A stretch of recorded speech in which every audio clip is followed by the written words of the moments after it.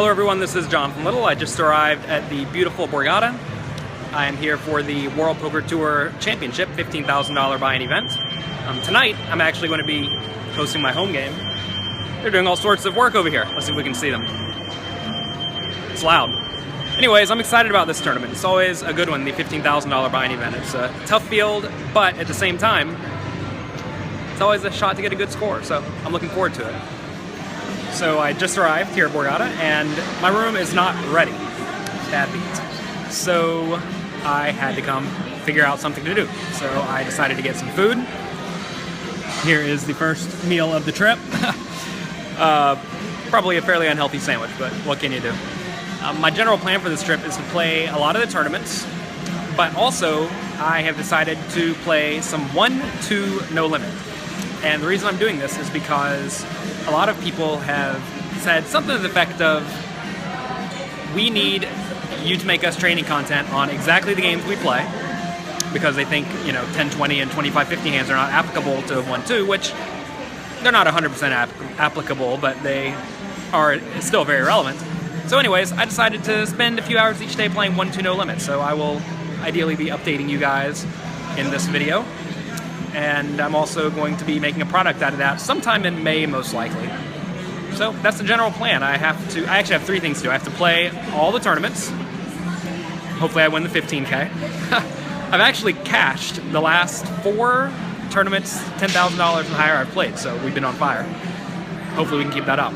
Obviously cashing's not the goal, but it's better than not. So we're gonna do that. I'm also going to be playing some 1-2 no limit, and the last thing I have to do is finish editing my new book, Excelling in No Limit Hold'em. It is finally coming together, and I'm excited about that. So those are the 3 things I have to do on this trip, and I will be documenting the trip throughout. I finally made it into my hotel room after about an hour and a half of waiting, and I am excited to be starting my home game very soon. I wanted to show you guys outside in Atlantic City. As you can see, out there is some water. There's the other tower here at Borgata, and over there is a marina area, although I've never been there. I've actually been to Atlantic City probably 15 or 20 times over the last 10 years or so. They actually have 2 big tournaments per year. I think they may have 3 now, but in the past they used to have 2, and I've been here to all of them. So Atlantic City's sort of like my second home. Actually, it's not really Atlantic City, it's more so Borgata. At Borgata, you don't really need to leave because it's relatively nice. Here's my computer setup. This is where I will be streaming my home game from. As you can see, this gigantic microphone and 2 monitors. You pretty much have to have 2 monitors to stream if you're going to do it anywhere near professionally. Not that my stream is professional. If you guys are not playing in my home game, definitely check it out at jonathanlittlepoker.com/homegame. It's completely free. Americans can play. And I'm giving away a lot of prizes, including a $1,000 buy-in World Series of Poker or European Poker Tour event, depending on who wins it. I'm going to be providing the money for that, plus money for expenses, and also lunch with me. So check that out, jonathanlittlepoker.com/homegame. Here is everything I need to survive while I am here. I actually just bought this. I have a European blender, and I had an American blender, but it blew up when I took it to Europe. So I bought a European one. This is my American blender, and it's just a tiny guy. Look how small this thing is.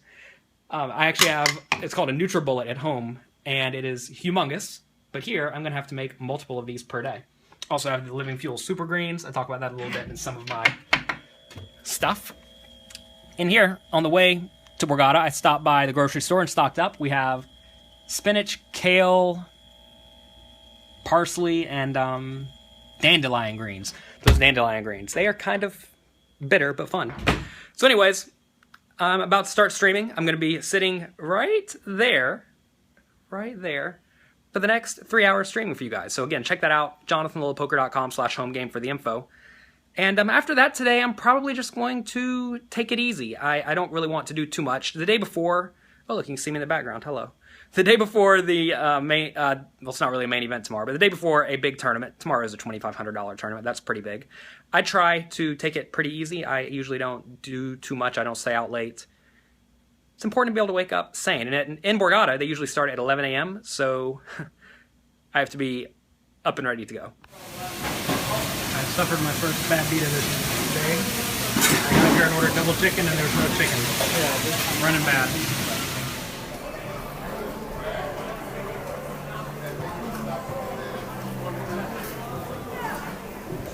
Everyone's looking for some gamble. Piles and piles of them. Ready to play.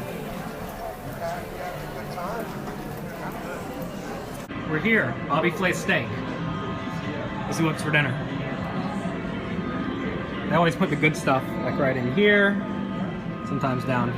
No. We'll go right up here. My favorite is the filet mignon Louisiana. It's pretty great. Actually, that's not true. We're going to go play poker. We are at table 10, seat 4, $2,500 buy-in tournament. Let's get there. I think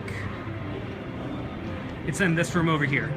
Although, we will see. The poker room is over this direction through this maze of slot machines. But the tournament room is usually upstairs. But whenever the tournament series is smaller, they put you over here in this room next to Bobby Flay, which is on the exact opposite side of the casino compared to the hotel. There's Tab, he's the guy in charge. I can't talk to people on the phone? Oh, okay, no recording. This is where the feature table takes place whenever it is going on. Looks like a small field today. Not too many people. Here's my seat. I'm in seat 4 next to this kid in the red. Should be a fun day. Bunch of people at my table. Okay. Yeah. Make sure you do. Tournament will be starting soon.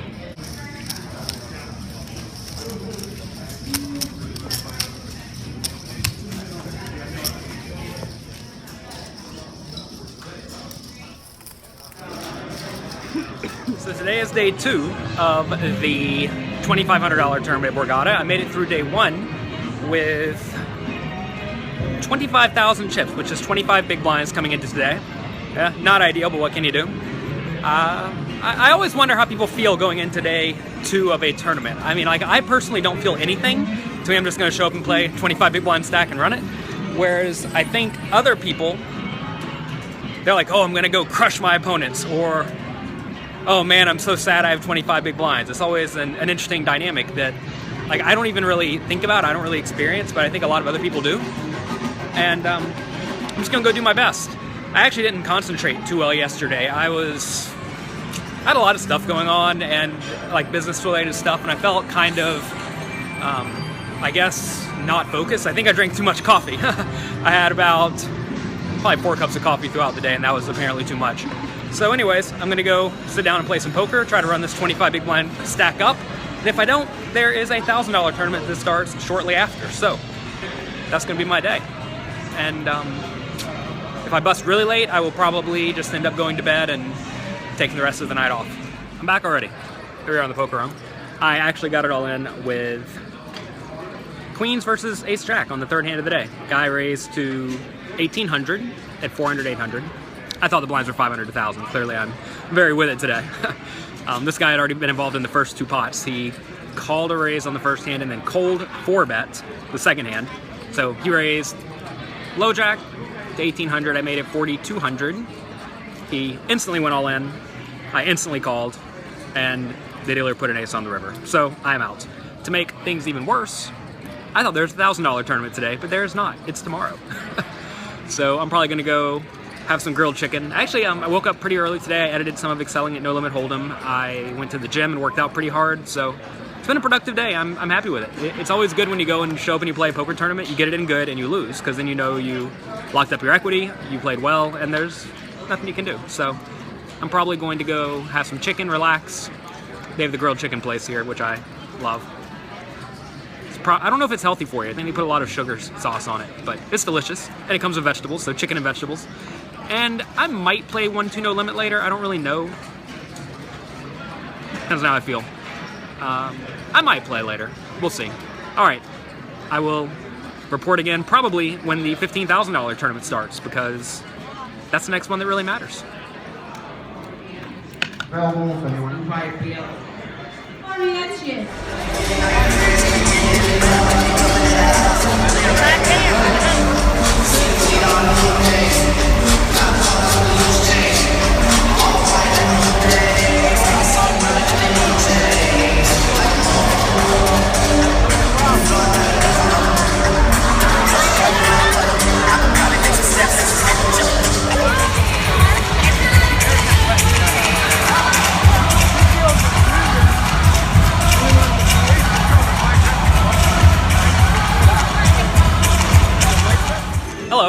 Today is the $15,000 buy-in tournament. The last few days I've spent pretty much taking it easy. I played a little bit of cash games. I played a $1,000 6-handed tournament and lost, but that's all good. I feel like I played reasonably well.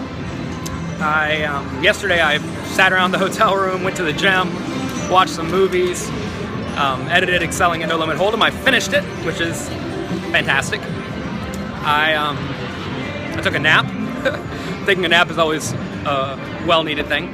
I stopped by this morning. I went to the gym, ate some green smoothies, got me some coffee. I'm actually going to try to get off of the coffee, I've decided, before the World Series. Not necessarily to get off coffee forever, but more so just to make it ultra effective at the World Series.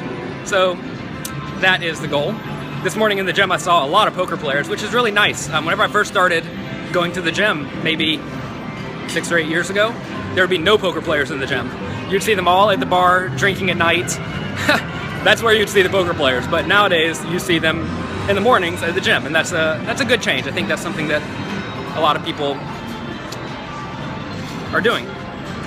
Today's tournament is actually an interesting one in that it has nostalgia attached to it. For the first few years I played this tournament, I actually never had to buy in. I always won my seat into it. For like the first 5 years I played it, and then 1 year I did not win my seat into it, and I was unhappy. That was the first time I had to plop down $25,000 tournaments back in the day. See one of my friends up there. And so that was no fun, but now I have to do it every year because I haven't won a WPT in a while. This year is $15,000 though, and it is at Borgata and not at Bellagio.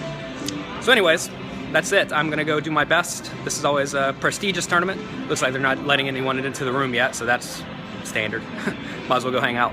You can actually see everybody standing around. Well, you can't see them. It looks like it's heaven back there, but it's actually just a poker tournament. So anyways, that's what I'm doing today. I will report as necessary.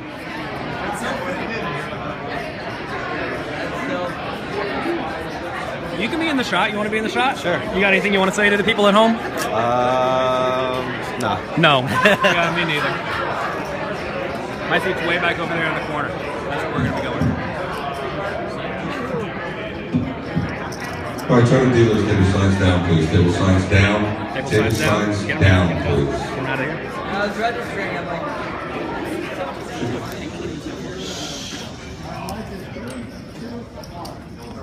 hi everyone, I'm Mike Sexton. Along with Vince Van Patten, Lynn Yo Martin, Tony Dunst, the Royal Flush Girls, and everyone at the World Poker Tour, allow me to welcome you to Borgata for the Season 13 WPT World Championship.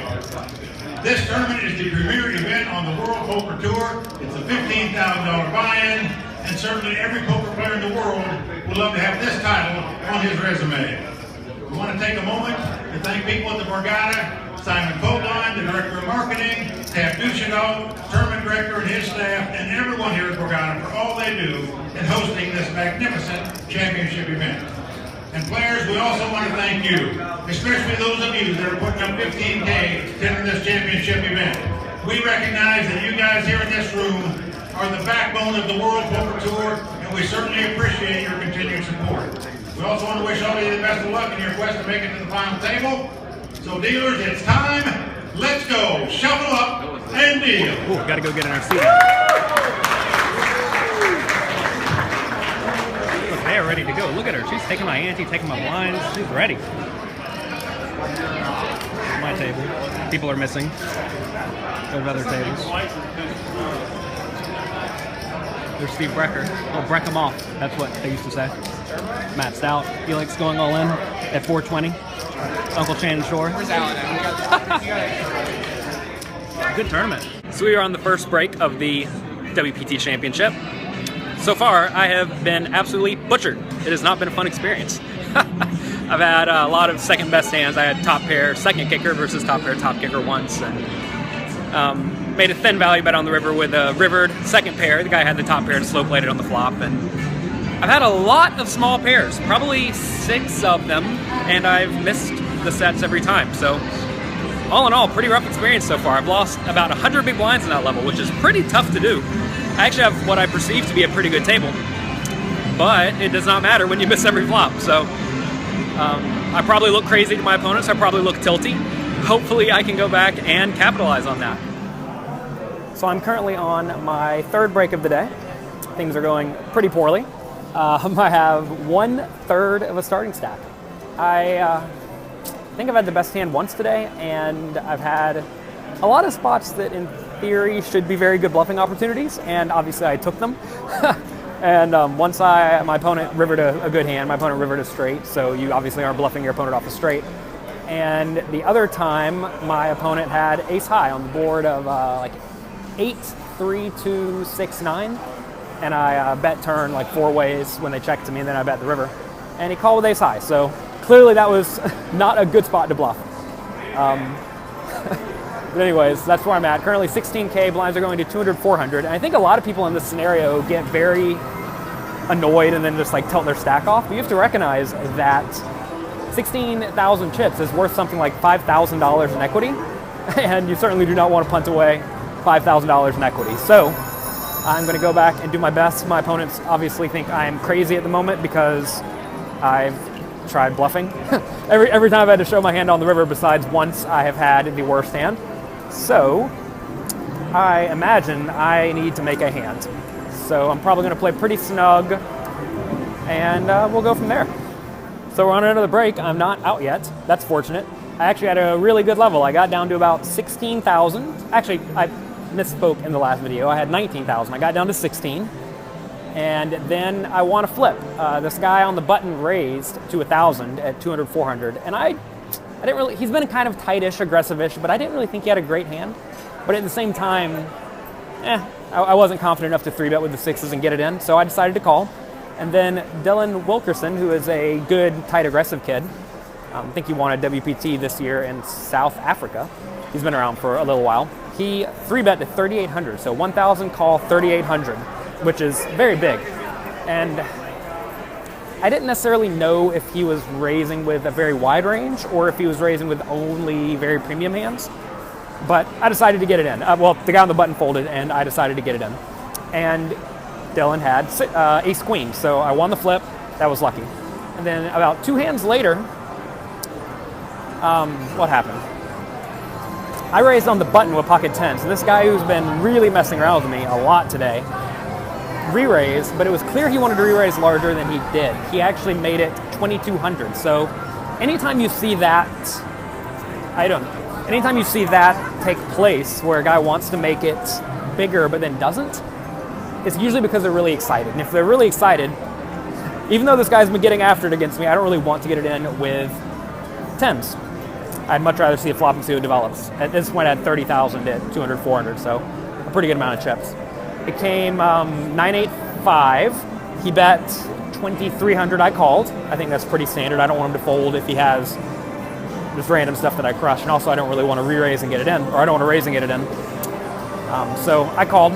Turn was a 10, which is great, putting up a flush draw. So he checked, and at this point I was kind of unhappy. I'm like, oh, the guy's ace king or just nothing. I'm not gonna get any money. But I bet 3,000 because there are a lot of draws out. He thought for a while. It looked like he was gonna fold, and then he made it 9,000. And I was like, what in the world does this mean? I mean, he could easily just have the queen jack. I mean, he took us two really weird things happened in that hand that made me think he was super strong. But like, what is super strong on the turn, right? I mean, it has to be a really good hand. But I decided I did not want to call because he could easily have a draw, and if he has a draw, I don't want to let him fold. Or I don't want to let him get off the hook on the river. So I decided to shove, and he called pretty quick with pocket aces, and I won. So that was super sweet.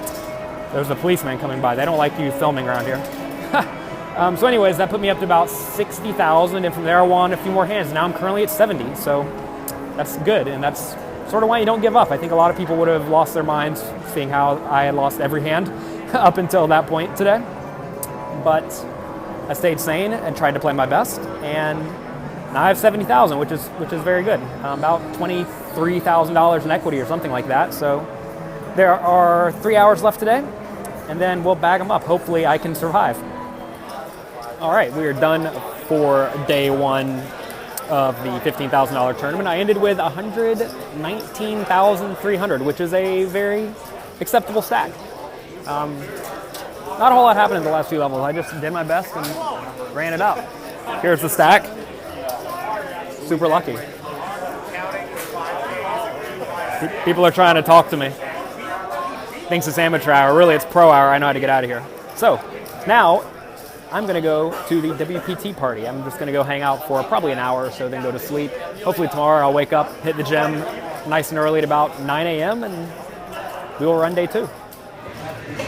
We didn't make it to the party, but we made it to the Italian restaurant. Officially doing it. This Blake's inside. This is bread. Junior was winning a lot. Bread is bad.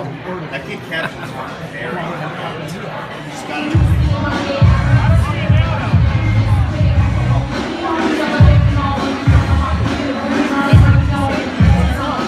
Hello everyone.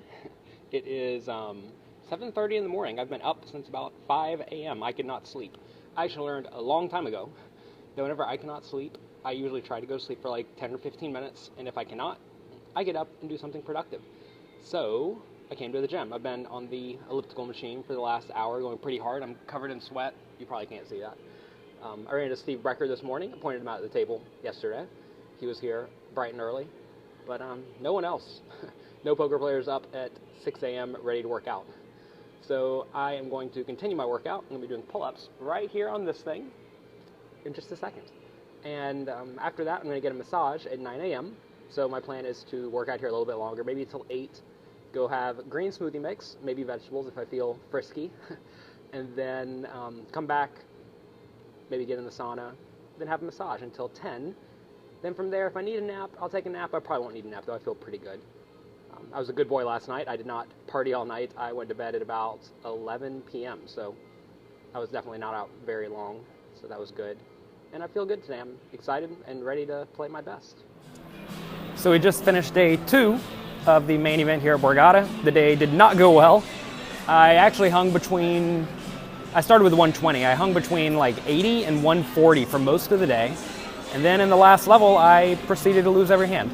And unfortunately, that's only like 30 big blinds, right? I lost maybe 10 or 12 hands, and I lost maybe 30 big blinds, and it feels miserable, but in reality, 30 big blinds. You're gonna lose 30 big blinds, you're gonna lose every hand. So that's what I did. It was not enjoyable. Tomorrow I'm gonna have 15 big blinds going into the day, which is, wow, that's loud over there. It's certainly not where you wanna be, but 15 big blinds, we'll be shooting it in, trying to run it up. I believe there are about 68 people left, I think, and 27 get paid, so we're not really at a bubble yet. So I'm gonna have to run hot. So I'm about to start day 3 of the WPT Championship. I have 15 big blinds, like I said in the last little video. I went and checked out my table, and I actually have a table full of very good, aggressive opponents. And while that may normally sound very bad, they also have a pretty good amount of chips, so in theory, they should be raising a lot of hands and trying to generally abuse each other as we near the bubble. The thing is that I have 15 big blinds, so what this means is that they're going to be raising it with a wide range of hands that play well deep stacked, which is going to be primarily ace-X suited connectors, small pairs, and also just random junk. And if that's the case, photobombing my thing. You have anything you want to say to the camera if you're going to photobomb my thing? What is this for? This is for my website. I'm telling them my strategy for today. Oh, nice. This is Matt Glantz. You can't see it. Hello, Jonathan. JonathanLittlePoker.com. All right, so anyways, they're going to be raising with a lot of hands. And so, given I have no chips, I'm going to be jamming. This is actually one of the more profitable spots you can find in poker tournaments. Basically what happens is they have to play a strategy that is very good against each other, and they cannot worry about me because I have only a little bit of chips. And if that's the case, I can be jamming a lot. So this is actually a pretty good spot. Obviously, I have 15 big blinds, but I think the general plan is to play somewhat tight aggressive-ish. Someone's going to raise to 2 to 2.5 big blinds. I'm going to jam. Ideally, they'll fold. We'll repeat this process 2 or 3 times. I'll, of course, be looking for spots where they're opening pretty wide. And that's it. That's the plan. I'm going to have to win some all-ins, obviously, and that's what happens when you have no chips, but I'm going to do my best. So I'm out. Trying to think what all happened. Not really much. There was one hand I raised with ace-jack suited. From middle position, it came king, queen, 7.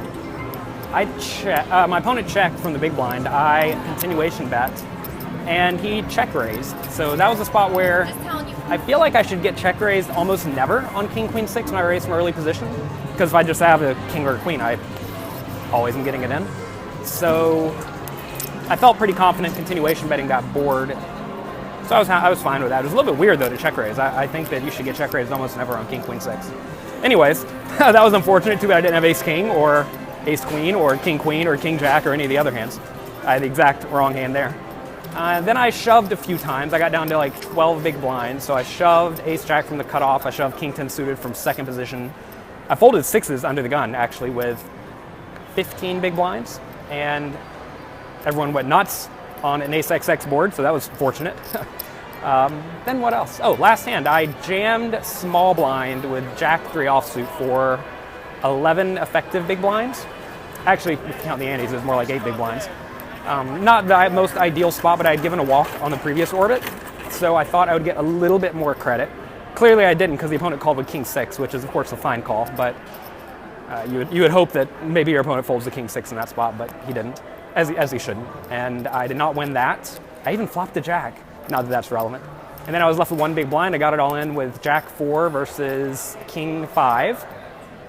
And I didn't win that one either, so not too lucky. I had 3 hands, all 3 I failed to make the best hand. Well, maybe I had the best hand with the ace jack. Maybe my opponent had jack 10 on king queen 6. It's the only hand that makes sense to check raise at all. But that's it. So I'm out. I will be traveling home for a few days, and then I'm maybe going to Canada. I'm not too sure what my plan is. But that's it. Thanks for watching.